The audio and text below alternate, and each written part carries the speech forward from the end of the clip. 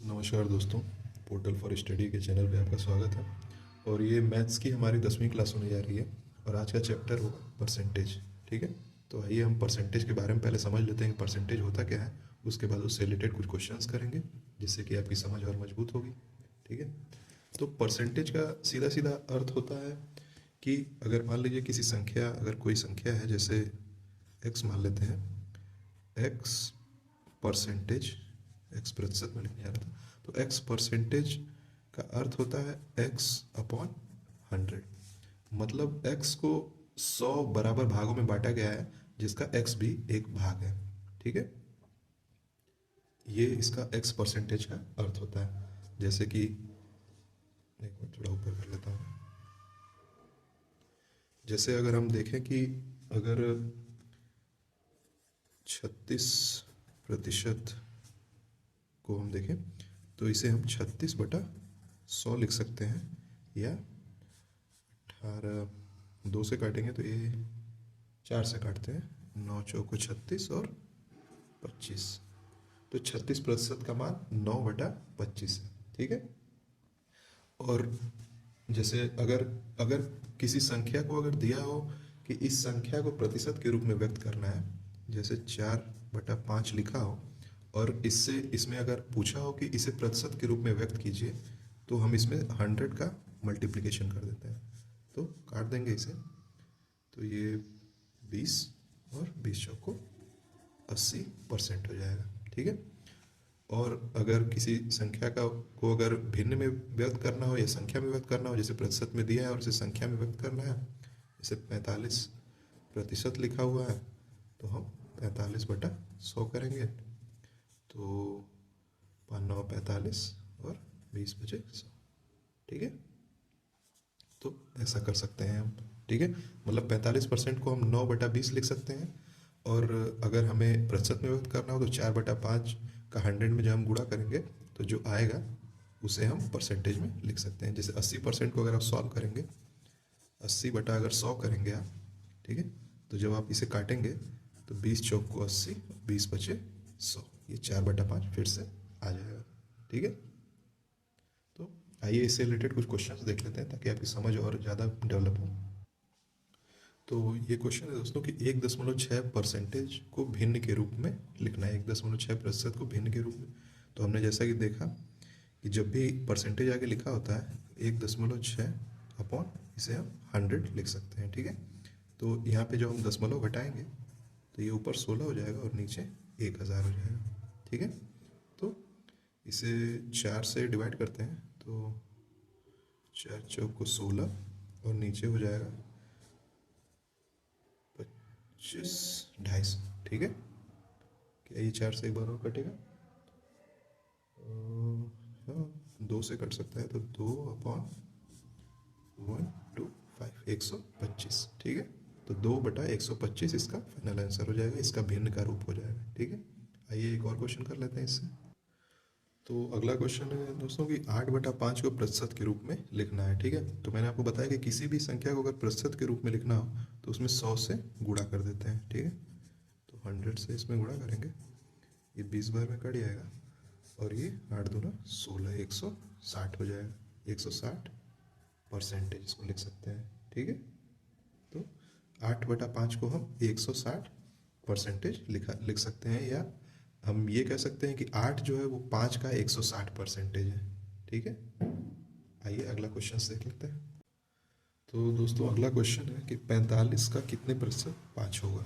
ठीक है, तो हम इसे लिख लेते हैं कि 45 का, मान लेते हैं कि 45 का x% = 5 है। ठीक है, तो 45 का को हम मल्टीप्लाई बॉडमास में, हम जैसे का जहाँ लिखा रहता है वहाँ मल्टीप्लाई करते हैं तो मल्टीप्लिकेशन लिख देते हैं, और परसेंटेज का मान होता है कि 1/100।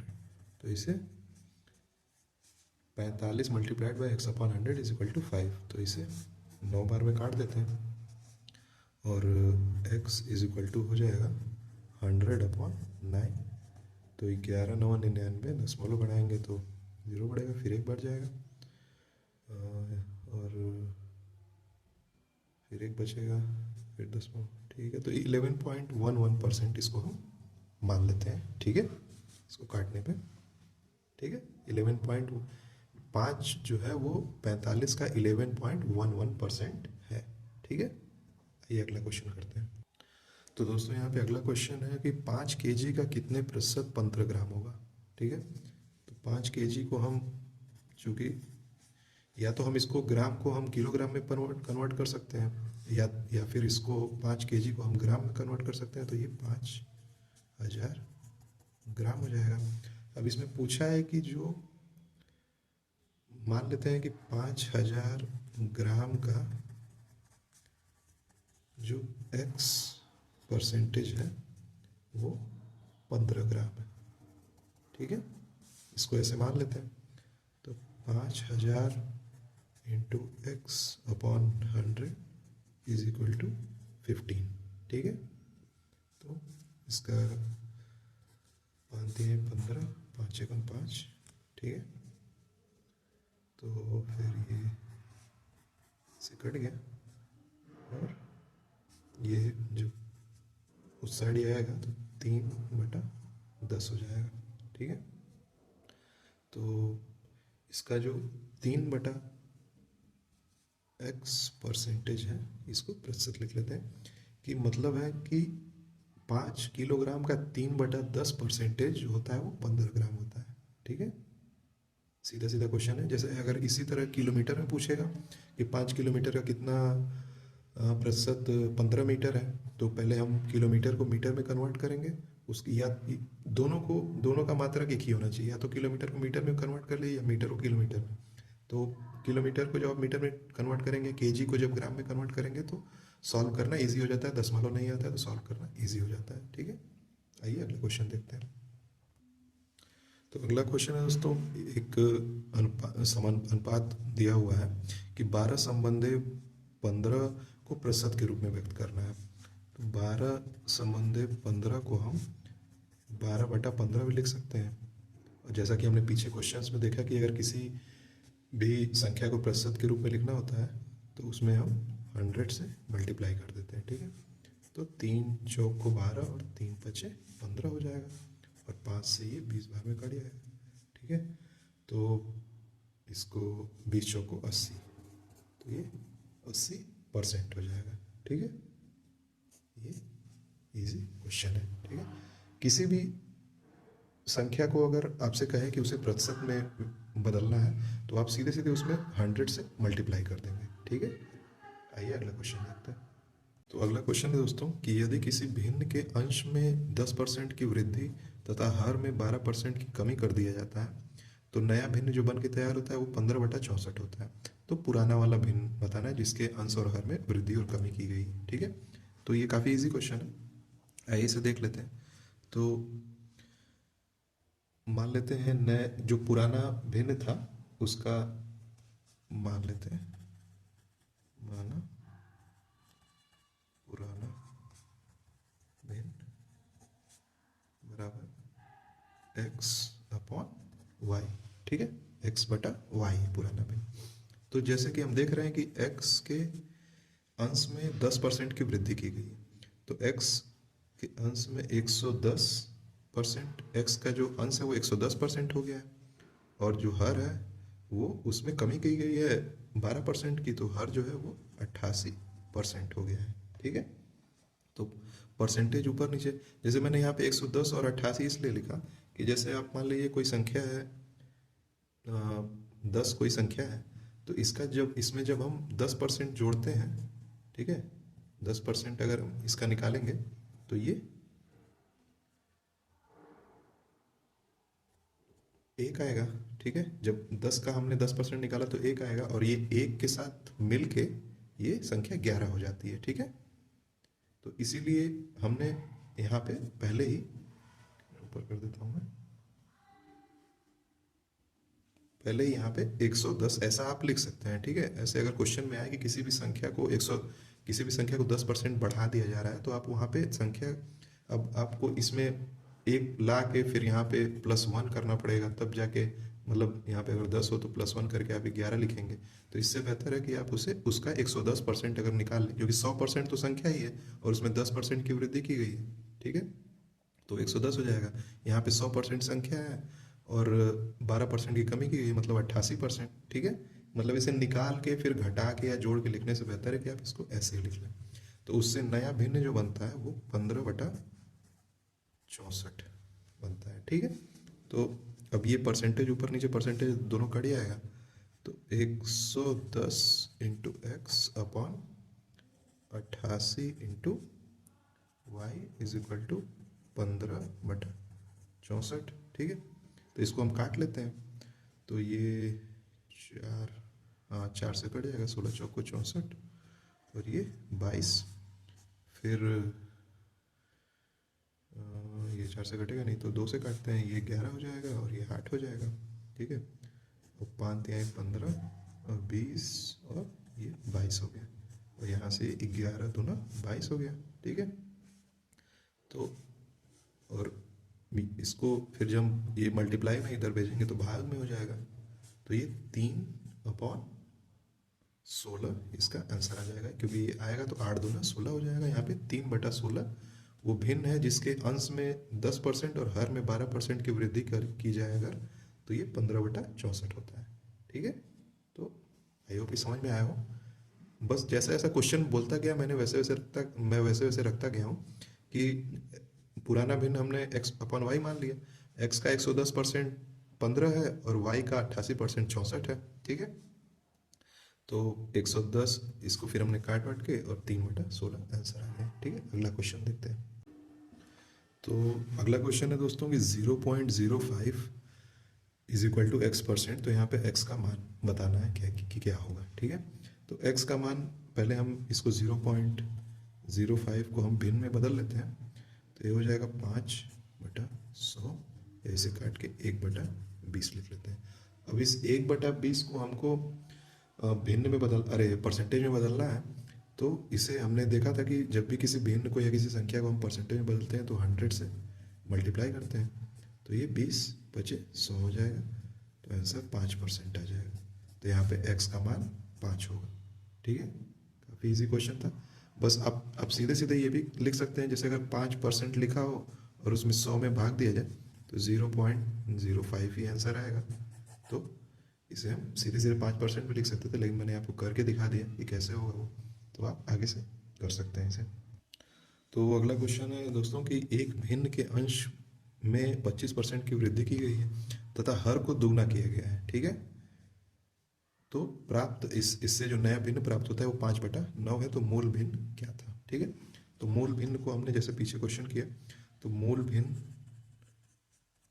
को हम मान लेते हैं x अपॉन वाई मान लेते हैं। ठीक है, तो ये अंश है ये हर है, तो x का 125% इज अपॉन, यहाँ पे बस दुगना किया गया है तो हम 2 से मल्टीप्लाई कर देंगे। ठीक है, तो इस ऐसा करने से जो नया भिन्न प्राप्त हो रहा है वो है 5/9। ठीक है, 1 मिनट इसको ऊपर कर लेते हैं। तो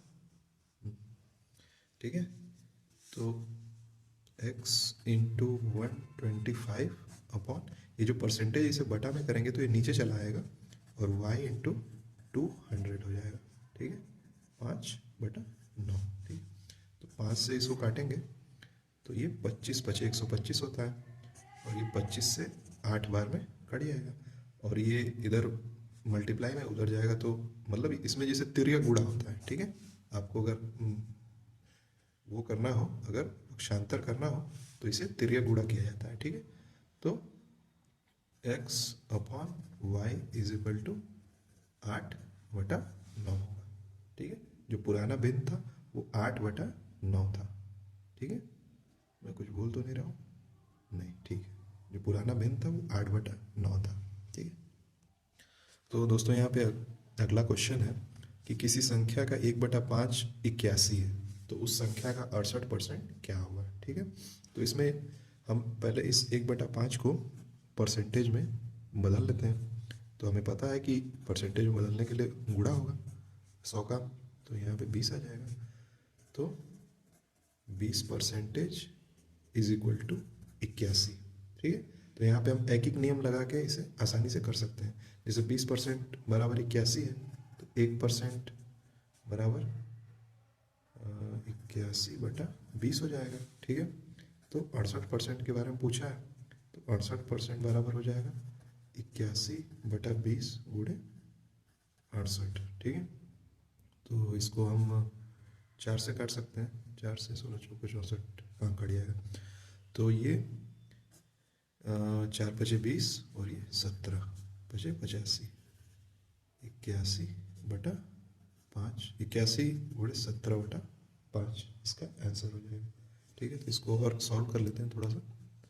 तो 17 कम 17 को 7, एक हुआ हासिल 17, 68, 136 और 137, 137/5,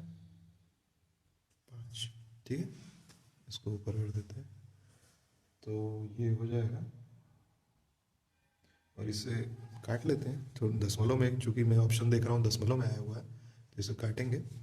तो 5 दूना के 10 और 3 बचा, 5 सते 35, फिर 35, 2 5 पचे 25, फिर दशमलव बढ़ाएंगे 25 हुआ तो 2 बचेगा, दशमलव बढ़ाएंगे तो 5 चौको 20, तो 275.4 आ जाएगा। उस संख्या का 68% होगा 275.4, ठीक है। इसमें क्वेश्चन दिया था कि किसी संख्या का 1/5 81 है, उस संख्या का 68% क्या होगा।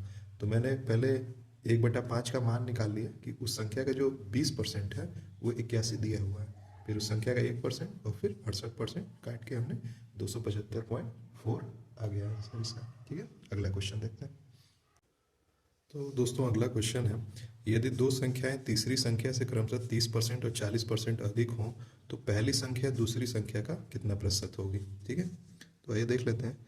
तो हम पहले मान लेते हैं, माना, क्योंकि तीसरी संख्या का रिलेशन ही दिया हुआ है अन्य दोनों संख्याओं से, तो पहले हम तीसरी संख्या को ही मानेंगे। तीसरी जो संख्या है बराबर 100 मान लेते हैं, क्योंकि सॉल्व करने में इजी होगा। आप कुछ भी मान सकते हैं, आप 10 मान सकते हैं, आप 1000 मान सकते हैं, लेकिन 100 को काटने और मल्टीप्लाई करने में थोड़ा इजी होता है, तो हम 100 मान लेते हैं। तो इस हिसाब से पहली जो संख्या है, पहली संख्या जो है वो 30% अधिक है, तो ये 130 हो जाएगी। और दूसरी संख्या 40% अधिक है, तो ये 140 हो जाएगी। तो क्वेश्चन में हमसे पूछा है कि पहली संख्या दूसरी संख्या का कितना प्रतिशत है, ठीक है। तो पहली संख्या 130/140 गुणे 100 करेंगे, तो यहाँ पे 1300/14, ठीक है। तो ये 2 से एक बार काट लेते हैं, तो ये 650/7 हो जाएगा, ठीक है। तो इसको फिर और फर्दर काटते हैं, ठीक है। तो 650 आगे 7 हम जब करेंगे तो 7 सते 7 बड़े 56, 7 9 63, 63, ये 2 बज गया, ये 7 दूना 14 और ये 6 बज गया, ठीक है। तो इसको हम लिख सकते हैं 92 सही 6/7%, ठीक है। मतलब कि जो पहली संख्या है वो दूसरी संख्या का 92 सही 6/7% है, ठीक है। यही इसका आंसर हो जाएगा, ठीक है। अगला क्वेश्चन देखते हैं। तो अगला क्वेश्चन है दोस्तों कि नीता का वेतन पायल के वेतन से 25% अधिक है, तो पायल का वेतन नीता के वेतन से कितने प्रतिशत कम होगा, ठीक है। तो हमें ये बताना है। तो हम पहले पायल का वेतन मान लेते हैं, क्योंकि पायल का वेतन कम है और उसी से संबंध बताया गया है नीता के वेतन का। तो पायल का माना लिख देते हैं, माना पायल का वेतन इज इक्वल टू 100 है, तो नीता का वेतन बराबर, क्योंकि 25% अधिक है तो इसको हम 125 लिख लेते हैं। तो अब यही पूछा है कि पायल का जो वेतन है वो नीता के वेतन से कितना कम है। तो हम यहाँ पे देख रहे हैं कि अंतर जो है वो 25 का अंतर है, ठीक है। तो 25 का अंतर हमें इससे बताना है, ठीक है। नीता के वेतन से कितना कम है, मतलब 25 जो है वो 25 जो है वो 125 का कितना प्रतिशत होगा, ठीक है। तो 25 बचे और ये 5 से 20 बार में, तो 20%। इसका मतलब है कि जो पायल का वेतन है वो नीता से 20% कम है। ठीक है, ये आंसर हो गया। तो आप हमेशा जो संबंध पूछा गया है कि कितना कम है, तो वो आप मतलब जिससे पूछा गया है उसी से आपको क्वेश्चन मतलब पढ़ना पड़ेगा सावधानी से कि पायल का वेतन नीता के वेतन से कितने प्रतिशत कम है। तो हमें पता है कि 125 है नीता का वेतन और पायल का वेतन उससे 25 कम है। ठीक है, तो इसे हम सॉल्व करके 20% आंसर आ जाएगा। ठीक, अगला क्वेश्चन देखते हैं। तो अगला क्वेश्चन है दोस्तों कि x y से 10% अधिक है। ठीक है, y से x का संबंध बताया गया है, ये y से 10% अधिक है, तो y x से कितने प्रतिशत कम होगा। ठीक है, तो इसे सॉल्व कर लेते हैं। चूंकि y का संबंध बताया गया है तो हम y को ही मानेंगे। माना y इज इक्वल टू 100, तो x हो जाएगा, चूंकि 10% अधिक है तो ये 110 हो जाएगा, और इनके बीच का अंतर 10 है। ठीक है, और हमसे पूछा है कि जो y है वो x से कितने प्रतिशत कम है, तो हमें पता है कि 10 कम है, और किससे कम है, 110, मतलब y x से 110 कम है, यार x जो है वो 110 है और y उससे 10 कम है, तो इसे हम परसेंटेज में कन्वर्ट कर लेते हैं, तो 100/11 हो जाएगा। इसे सॉल्व करेंगे तो 11 9 99, 9 सही 1/11% इसे लिख सकते हैं। ठीक है, अगला क्वेश्चन देखते हैं। बस आपको ये याद रखना है कि संबंध मतलब 100 मानने से पहले आपको ये देखना है कि संबंध किससे बताया गया है, x का, या फिर दी हुई संख्याओं में किससे संबंध किससे रिलेट किया गया है। ठीक है, तो यहाँ पे y से बताया गया, y से 10% अधिक है, तो हम पहले y को मानेंगे उसके बाद x को मानेंगे। ठीक है, यहाँ तक अगर आप कर लेंगे तो आगे तो ईजी।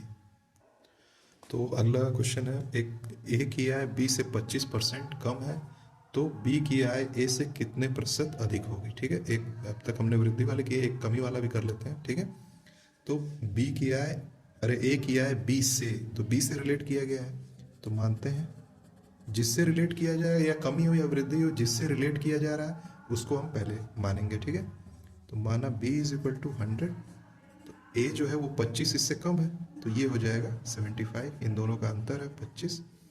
तो b की आय a से कितने प्रतिशत अधिक है। ठीक है, तो a से यहाँ भी पूछा है कितने प्रतिशत अधिक है, तो हमें पता है कि 25 अधिक है। ठीक है, और a से पूछा है तो a की आय 75, ठीक है, इंटू 100 करेंगे तो 25 3 75, और 3 से काटेंगे तो 33 सही 1/3। हाँ ठीक, तो ये 33 सही 1/3% इसका आंसर आ जाएगा।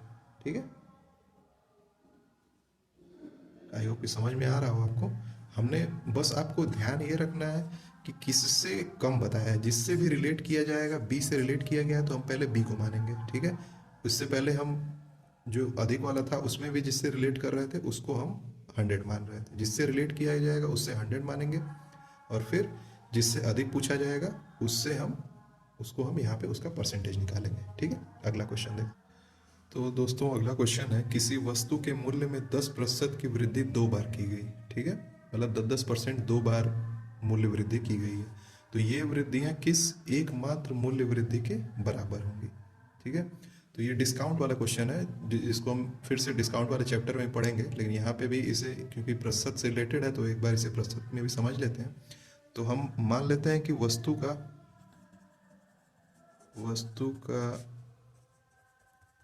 आरंभिक मूल्य बराबर 100 मान लेते हैं। माना मैं हमेशा भूल जाता हूँ। ठीक है, माना वस्तु का आरंभिक मूल्य 100 है, तो चूंकि इसमें 2 बार वृद्धियाँ की गई हैं 10% की, 10% का मतलब कि मूल्य को 110% हर बार बढ़ाया गया है, तो 100 इंटू 110/100 इंटू 110/100 ऐसे लिखा जा सकता है, क्योंकि 2 बार बढ़ाया गया है। ठीक है, फिर इसे काट लेते हैं, 100 से ये कट जाएगा, 100 से ये दोनों 0 कट जाएंगे, तो ये आ जाएगा 11 का वर्ग होता है 121। ठीक है, तो चूंकि हम देख रहे हैं कि यहाँ पे ये 100 से 121 माइनस 100 जब हम करेंगे तो हम देखेंगे कि ये 100 से 21 अधिक है, तो इसका मतलब कि जो वृद्धियाँ की गई हैं 2 बार 10% की, वो बराबर होंगी 21% की वृद्धि के। मतलब टोटल डिस्काउंट, टोटल जो मूल्य वृद्धि की गई है वस्तु में वो 21% की है। ठीक है, आइए अगला क्वेश्चन देखते हैं। एक दो और क्वेश्चन आप इस तरीके कर लेंगे, काफ़ी इजी होते हैं, बस समझ का फेर होता है। ठीक है, आइए देखते हैं। एक और डिस्काउंट वाले क्वेश्चंस कर लेते हैं। ये डिस्काउंट वाले क्वेश्चंस नहीं है, लेकिन उसी की तरह, जैसे जब हम डिस्काउंट वाले क्वेश्चन सॉल्व करेंगे तो इसी की तरह वो भी सॉल्व होंगे। ठीक है, तो किसी वस्तु के मूल्य में पहले 10% की वृद्धि की गई, फिर 20% की वृद्धि की गई, 2 बार वृद्धियाँ की गई हैं। तो इस प्रकार अंतिम बढ़ा हुआ जो मूल्य है वो 33 रुपये हो गया है। ठीक है, तो प्रारंभिक मूल्य क्या था? तो मान लेते हैं, क्योंकि यहाँ पे अंतिम मूल्य दे दिया गया है, तो हम प्रारंभिक मूल्य को 100 नहीं मान सकते इस बार, तो x मानेंगे। माना प्रारंभिक मूल्य बराबर x रुपये लिख लेते हैं। ठीक है, इसको ऊपर कर देते हैं। तो 2 बार वृद्धियाँ की गई हैं और एक बार x का 110% को हम 100 लिख लेते हैं, और एक बार x का 120% वृद्धि की गई है। इस तरह से जो अंतिम बढ़ा हुआ मूल्य आया है वो 33 रुपये आया है। ठीक है, तो इसे सॉल्व कर लेते हैं। 1 2 से 2 जीरो कट गए, और फिर 11 से 3 बार में 33 कट गया, और ये 50 2 से 6 बार में, और 2 से 50 बार में ये कट गया। ठीक है, तो x इज इक्वल टू, ये 50 मल्टीप्लाई हो जाएगा 3 से, और ये 6 नीचे हो जाएगा। अच्छा, तो ये 2 तिहाई 6, 3 से 3 कट गया, और ये 2 से 25 बार में, तो x का मान 25 रुपये, मतलब कि प्रारंभिक मूल्य जो था वो 25 रुपये था। ठीक है, हमने सेम वैसे ही किया, क्योंकि इसमें अंतिम मूल्य दे दिया गया था, तो इसमें हमने 25 रुपये इसे प्रारंभिक मूल्य को निकाल लिया। ठीक है, अगला क्वेश्चन देखते हैं दोस्तों। तो दोस्तों अगला क्वेश्चन है कि ए की आय को 10% कम कर दिया गया पहले, फिर ए की आय को पूर्व स्तर में, मतलब कि पुरानी आय को फिर से पुरानी आय के बराबर करने के लिए कितने प्रतिशत बढ़ाना होगा, कितने प्रतिशत वृद्धि करनी होगी। तो मान लेते हैं जो आय थी, आय माना आय 100 रुपये थी। ठीक है, तो फिर जब 10% की कमी की गई तो नई आय हो गई 100 माइनस 10 इज इक्वल टू 90 रुपये। ठीक है, तो अब इस 90 रुपया को कितना बढ़ाया जाए कि ये 100 के बराबर हो जाए। ठीक है, तो ये देख लेते हैं। तो 90 रुपया को हमको बढ़ाना पड़ेगा, 10 रुपया बढ़ाना पड़ेगा। ठीक है, लेकिन तो 90 रुपये को 100 रुपये करने के लिए 10 रुपये बढ़ाना होगा। ठीक है, बढ़ाना होगा। ठीक है, देता हूँ। ठीक है, तो 10 रुपये बढ़ाना होगा। ये जो अंतर है वो 10 का है। ठीक है, और कहाँ से हम बढ़ा रहे हैं? 90 से बढ़ा रहे हैं, तो इसे सॉल्व करने के लिए 10/90 इंटू 100 करेंगे। ठीक है, तो ये कट गया 100/9 इज इक्वल टू, काटेंगे 9, 11 9 99, तो 11 सही 1/9% आय को बढ़ाना होगा। कमी हमने 10% की है, लेकिन जब हम 90 से फिर 100 पे ले जाएंगे, क्योंकि ये कम है 90, तो उससे जब हम बढ़ाएंगे तो 11 सही 1/9% जब बढ़ाएंगे तो फिर से आय 100 हो जाएगी। ठीक है, आइए आगे चलते हैं। तो अगला क्वेश्चन है दोस्तों, ये गृहिणी और चाय पत्ती वाला क्वेश्चन है। जैसे कि अगर वस्तु के भाव में 20% की वृद्धि की जाए तो खपत कितने प्रतिशत कम करनी पड़ेगी कि खर्च जो है वो न बढ़े। ठीक है, तो हम पहले मान लेते हैं, माना पुराना भाव बराबर 100 रुपये रहा होगा। ठीक है, और पुराना खर्च भी हम मान लेते हैं 100 रुपये प्रति यूनिट मान लेते हैं। ठीक है, क्योंकि हमको पता तो है नहीं कितने केजी और कितने, ये सब तो दिया नहीं, प्रति यूनिट मान लेते हैं। और जो पुराना खर्च है वो भी 100 यूनिट का खर्च भी है, और 100 रुपये पर यूनिट का रेट भी है। तो कुल ये खपत होगी, हाँ ये खपत है, ठीक है। 100 यूनिट खपत है, तो कुल खर्च इस तरह से पहले था 100 इंटू 100 इज इक्वल टू 10,000। पहले 10,000 रुपये था, अब हमको वृद्धि 20% की वृद्धि हो गई है किसमें, भाव में। जो ये 100 रुपये का भाव था, अब ये 120 रुपये का हो गया है, ठीक है। थोड़ा सा ऊपर कर लेता हूँ, हाँ ठीक। तो नया भाव जो है वो 120 रुपये, क्योंकि 20% की वृद्धि हुई है तो इसको हम 120 रुपये लिख सकते हैं, ठीक है। अब ये कह रहा है कि जो खपत है उसको कितना परसेंट कम किया जाए कि जो खर्च है वो 10,000 के बराबर रहनी चाहिए। तो इसको हम खपत को मान लेते हैं कि X% कम किया जाएगा, माना खपत को x इकाई, परसेंटेज नहीं है, x इकाई, x कम करने पर खर्च बराबर रहेगा, ठीक है। तो ये पहले जो खपत थी वो 100 यूनिट थी, अब इस 100 में से हम x कम कर रहे हैं, ठीक है। एक मिनट, इस पहले खपत 100 थी, अब इस 100 में से हम x कम कर रहे हैं। तो अब इसको हम ऐसे लिख सकते हैं कि ये 120 into 100 minus x is equal to ये 10,000 के बराबर होना चाहिए, जो कि पुराना खर्च 10,000 था। तो और नया जो मूल्य है वो 120 रुपये हो गया है, तो हम ये 100 माइनस है, तो हम खपत में से कितना घटा देंगे कि ये x के बराबर हो जाएगा, ठीक है। तो इससे 120 इंटू 100 होगा तो ये 12,000 हो जाएगा, minus 120x is equal to 10,000। तो 120x इज इक्वल टू हो जाएगा ये 12,000 में से 10,000 गया तो 2,000, हाँ 2,000 बचेगा। x इज इक्वल टू 2,000 बटा 120, ठीक है। तो इससे काटेंगे तो, और ये 12 कम 12, 8 बज गया, और 12 बचा, 12×4 = 72। तो ये 16 सही 8 बटा 12 हो जाएगा। इसे और सॉल्व कर लेते हैं, तो ये 16 सही 2/3, 4 से काटेंगे 2, 3, 16 सही 2/3% की खपत में कमी की है, x का मान 16 सही 2/3%।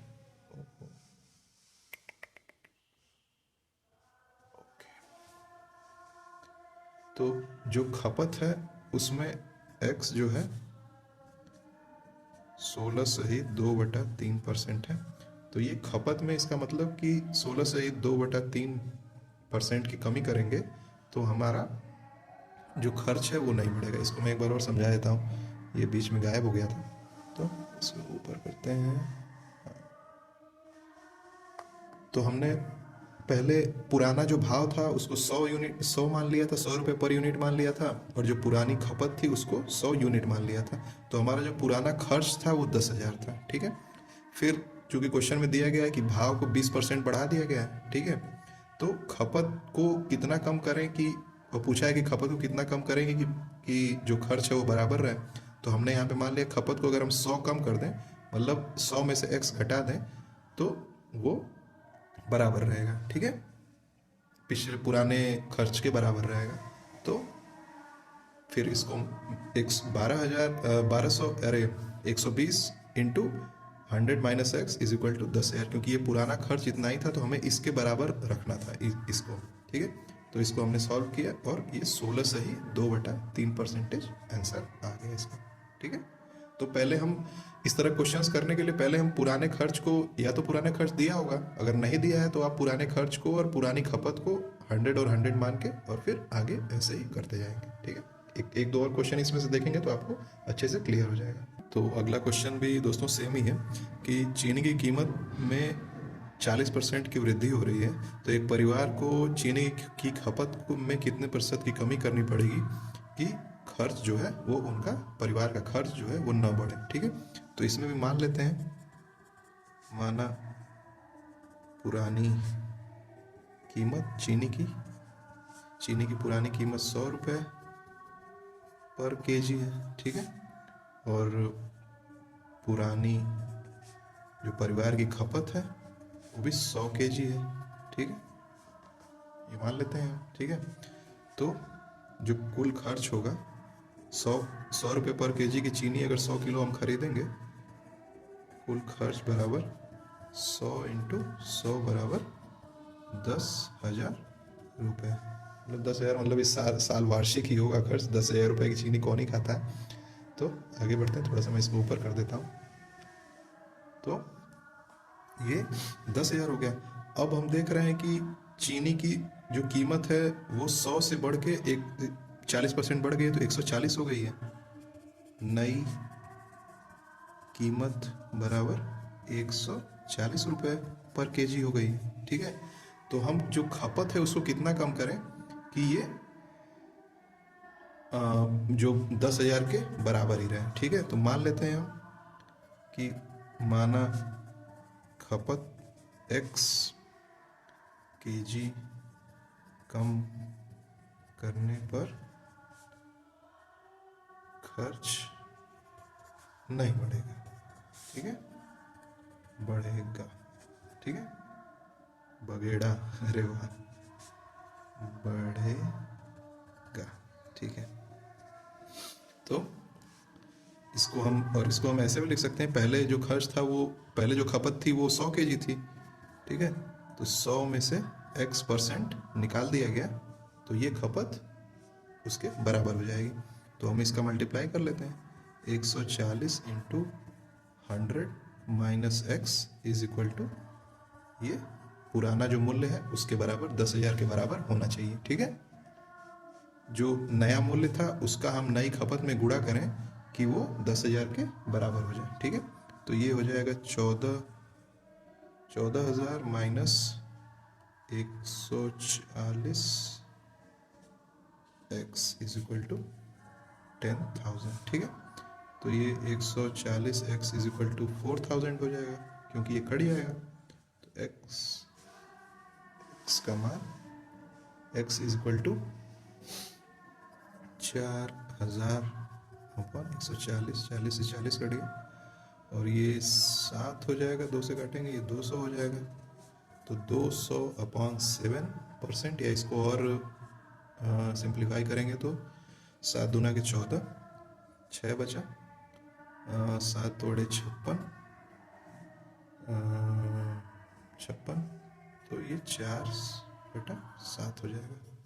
28 से ही 4/7% इसका आंसर हो जाएगा। मतलब खपत में 28 से ही 4/7% की अगर कमी की जाएगी तो जो मूल्य है वो 10,000 के बराबर होगा, या मतलब यह पुराने मूल्य के बराबर रहेगा। ठीक है, आइए आगे कुछ 1-2 और क्वेश्चन कर लेते हैं।